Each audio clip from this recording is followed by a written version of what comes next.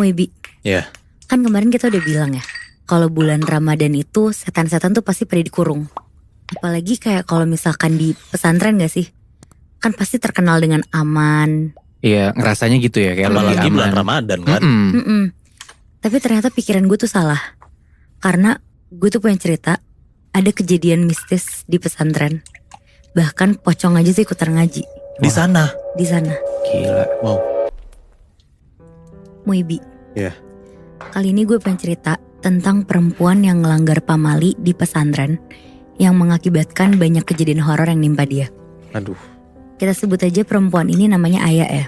Aya ini dulu sebelum masuk pesantren tuh anaknya nakal dan gak bisa diatur. Sampai akhirnya kedua orang tuanya tuh meninggal karena sakit. Nah sebelum meninggal, bapaknya tuh pengen banget Aya nih jadi penghafal Al-Quran. Awalnya si Aya tuh mikir dia tuh gak akan bisa jadi penghafal Al-Quran karena dia tuh sama sekali gak agamis. Bahkan dia tuh sering ninggalin sholat, terus juga ngerokok, bahkan sampai minum-minum juga. Tapi setelah dapat dukungan penuh dan diyakinin sama om dan tantenya, akhirnya Aya nih semangat dan yakin untuk masuk ke pesantren. Terus dia juga pengen jadi penghafal Al-Quran karena si Aya tuh ngerasa kalau cuma itu tuh yang bisa dia kasih ke orang tuanya. Yeah. Aya nih punya teman namanya Uci. Mereka ini beda kamar dan komplek. Nah komplek itu kalau di pesantren ini tuh disebutannya untuk daerah per kamar gitu. Oke. Jadi pesantren Uci tuh namanya pesantren Salafiyah. Nah pesantren Salafiyah ini tuh pesantren yang metode pembelajaran itu tradisional dan khusus ngaji kitab kuning. Di pesantren Uci ini tuh ada 4 lantai terus gede banget. Bentuk pesantren itu tuh kotak dan saling ngiterin, dan di tengah-tengah tuh ada sumur gede yang biasa digunain santri. Karena sumur ini tuh biasa digunain santri buat nyuci baju atau minum langsung. Karena air dari sumur itu tuh bersih dan udah didoain juga. Nah karena Aya ini penghafal Quran, jadi kamar dan kompleknya tuh beda lantai sama si Uci. Karena semua santri penghafal Al-Quran ada di lantai 4. Alasannya tuh karena santri yang penghafal Al-Quran itu tuh kompleknya paling deket sama rumah kiainya. Jadi biar gampang setoran hafalan gitu loh.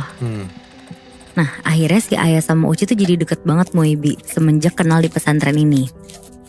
Tapi ada satu hari tiba-tiba si Aya nih ngindar dari Uci. Sama sekali gak mau ketemu gitu. Di situ si Uci tuh bingung karena ngerasa kayak gak ngelakuin kesalahan apapun tapi kok dijauhin sama si Aya. Sampai akhirnya Uci tuh negor Aya dan dia tuh minta penjelasan gitu. Ya kalau misalkan emang dia salah, dia tuh mau minta maaf, maksudnya gitu. Iya, jangan didiemin gitu kan. Tapi si Aya ini cuma bilang, gak apa-apa, aku cuma lagi kesulitan hafalan, jadi gak mau ketemu siapapun. Di situ si Uci tuh bingung karena si Aya tuh gak pernah aneh kayak gitu. Nah sementara Uci yang tahu kalau misalkan ada yang gak beres, kayak terus-terusan ngedesak Aya biar jujur gitu loh. Di situ Aya tuh sempat marah terus bilang, udah seminggu aku diganggu sesuatu yang mirip kamu Ci. Setiap malam aku dihantuin orang yang mirip kamu, dan itu kayak ngegangguin hafalan aku. Oh. Jadi dia minta tolong untuk gak diganggu dulu. Ya. Ngedengar hal itu tuh si Uci kaget banget. Karena sebelumnya Uci sama Aya tuh sama sekali gak pernah dapet gangguan apapun loh di pesantren. Bahkan mereka juga gak pernah ngomong apapun tentang makhluk halus gitu lah. Sampai akhirnya si Uci tuh gak berhubungan lagi sama Aya sekitar 3 mingguan. Karena si Aya bener-bener terus-terusan ngindar. Dan akhirnya suatu hari si Aya tuh udah bener-bener gak kuat dan ceritain nih semuanya ke si Uci. Jadi selama 3 minggu Aya tuh udah dapat 4 gangguan. Gangguan yang pertama itu adalah waktu Aya lagi wudhu di sumur tengah. Terus dia pas lagi mau sholat malam, pas dia ngambil wudhu, Aya tuh ngeliat ada santri yang mau sholat juga. Di situ si Aya tuh ngira itu tuh salah satu ustazah di pesantren itu. Terus abis itu jalan gitu dari komplek lantai 3 mau ke masjid. Nah awalnya si Aya tuh sama sekali gak ngerasa ada yang aneh. Tapi si ustazah itu tuh tiba-tiba bolak-balik 3 kali lebih. Aya yang lagi wudhu tuh bingung, terus dia langsung nyapa, kok bolak-balik, nyari apa ustazah? Nah si ustazah itu akhirnya berhenti, terus ngadep ke arah Aya dan bilang, iya nyari kaki hilang. Nyari kaki hilang. Si Aya tuh yang ngedenger itu langsung kaku, takut, dan gak mungkin salah dengar. Karena pesantren baru lagi sepi, cuma mereka berdua doang. Di situ Aya tuh baru sadar Muibi, kalau anggota badan sosok itu cuma ada kepala sampai perut doang. Kakinya gak ada. Cir. Gila. Set. Di situ si Ayah buru-buru kabur, nggak jadi sholat malam, terus dia langsung masuk tuh ke kamar.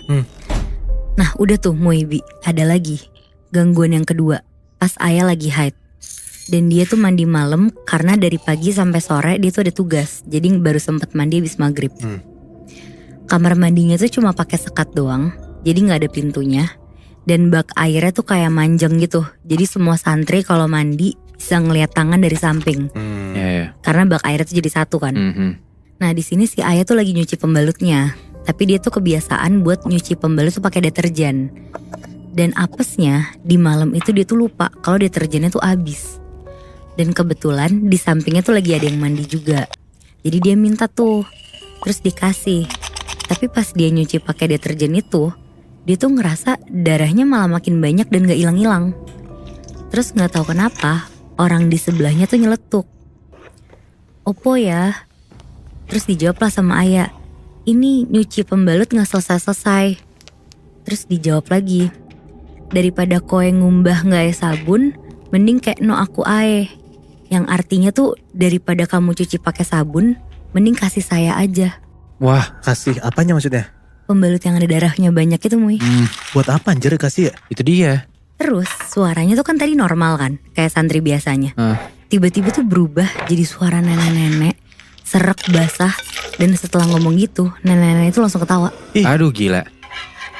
Di situ si Ayah ketakutan banget, terus langsung matung lah di tempat. Tapi suara sosok nenek-nenek itu tuh tiba-tiba muncul lagi, terus ngomong, "Sudah Mbak Ayah, saya udah mau selesai nih mandinya." Sampai disebut namanya Bi anjir. Dan itu masih suara yang nenek-nenek? Iya. Wah anjir. Tapi gak lama suaranya berubah langsung Bi, jadi normal. Dan ketika orang sampingnya udah beneran selesai, si Ayah ngelihat orang di sebelah tuh santri biasa, santri baru.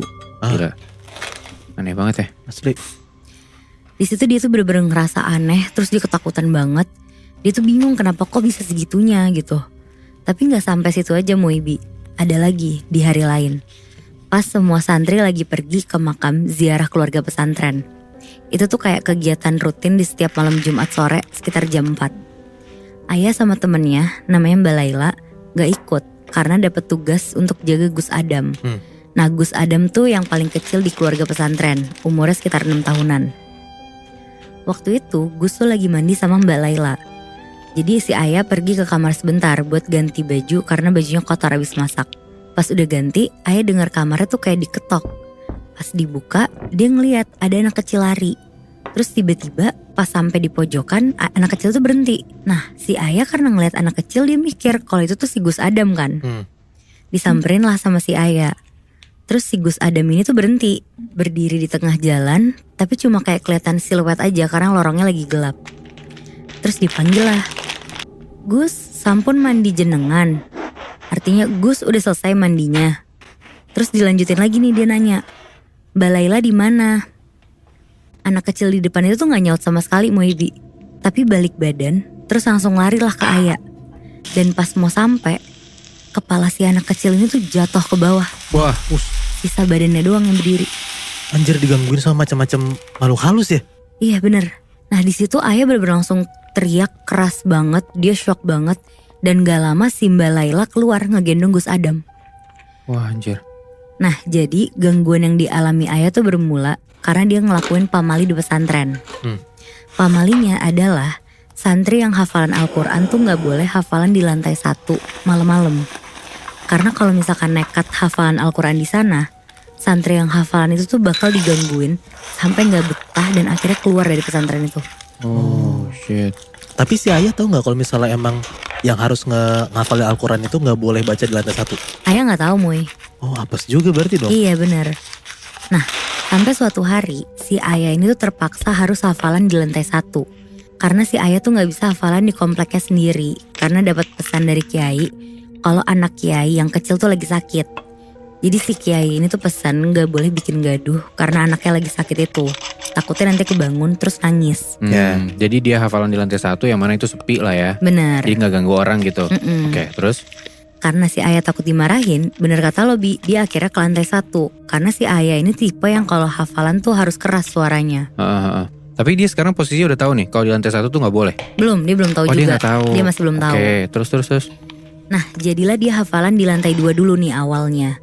Tapi pas dia sampai di lantai 2, waktu itu tuh lantai komplek pada direnovasi. Jadi lantainya tuh kayak diganti ulang dan dicat ulang gitu.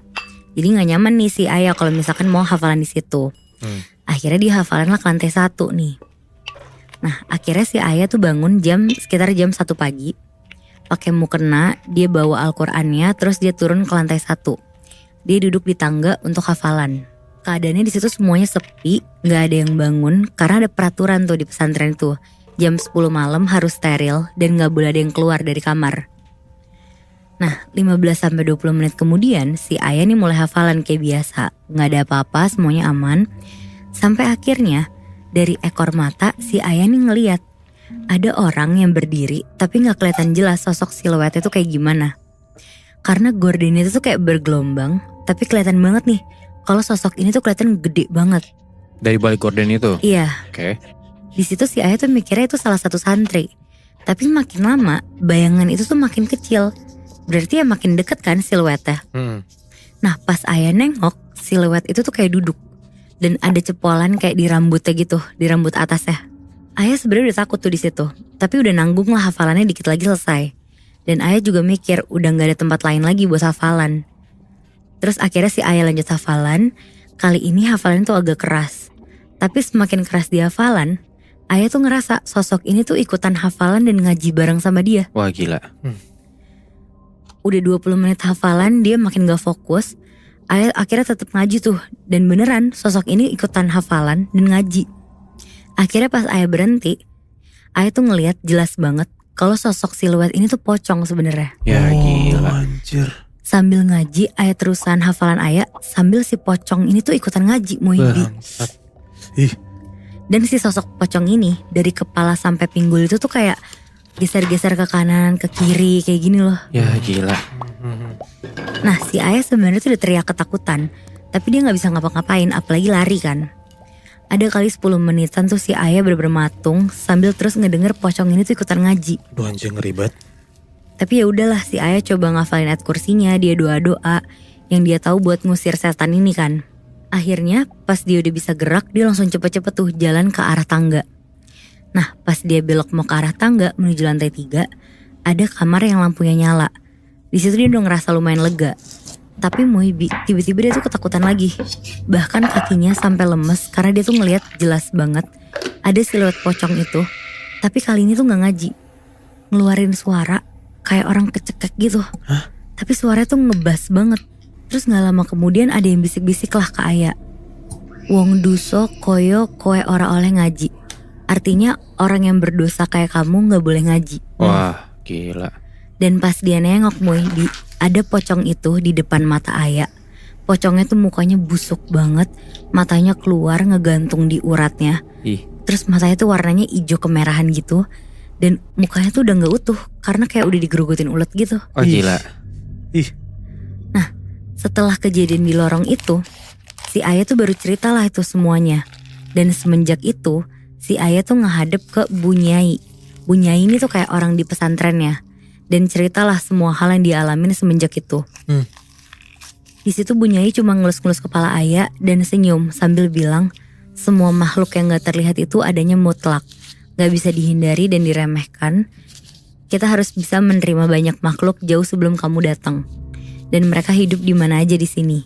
Bisa saja mereka terganggu karena kamu mencuri waktunya dan merasa bahwa tempat mereka bukan tempat untuk menghafal Al-Quran. Di situ Bu Nyai juga bilang, Kiai emang ngebiarin mereka di sana, biar santri-santri itu punya iman untuk dipegang. Oh, oke. Nah setelah Bu Nyai bilang gitu, Ayah tuh ngerasa tenang dan dia minta solusinya. Terus si Bu Nyai baca doa-doa yang Ayah tuh belum pernah denger. Terus kepalanya Ayah kayak diusap-usap dan disaranin untuk Ayah tuh bangun jam 2 pagi buat ngaji sama sholat malam. Selama 7 hari 7 malam tuh Muhyiddin. Oke. Sama dia juga disuruh puasa Senin Kamis. Nah setelah Ayah ngikutin semua petunjuk dari Bu Nyai, udah gak ada lagi tuh gangguan-gangguan di pesantren. Tapi semenjak malam Ayah ketemu pocong itu, si Ayah ini jadi sensitif dan peka. Bahkan dia tuh bisa ngelihat hal-hal yang gak kelihatan. Oh. Terus dia juga kalau hafalan nih Muhyiddin jadi cepet banget. Kalau biasanya dia setoran hafalan 3 lembar ke si Kiai, sekarang tuh si Ayah udah bisa setoran hafalan 7-8 lembar ke Kiai setiap harinya. Wow. Oh, berarti sebenarnya after dia ngelihat masuk makhluk halus itu ya, ada sisi positifnya, ada sisi negatifnya ya. Benar. Bener. Oh. Benar-benar. Gue juga ngeliatnya kayak kalau misalkan lu dikasih tahu nih, ya udah nggak apa-apa, banyak makhluk di pesantren itu untuk ningkatin iman lu ya. Iya. Hmm. Cuman agak ekstrim juga sih, iya gak sih? Ya lo jadi Iyalah. peka kan masalahnya. Heeh.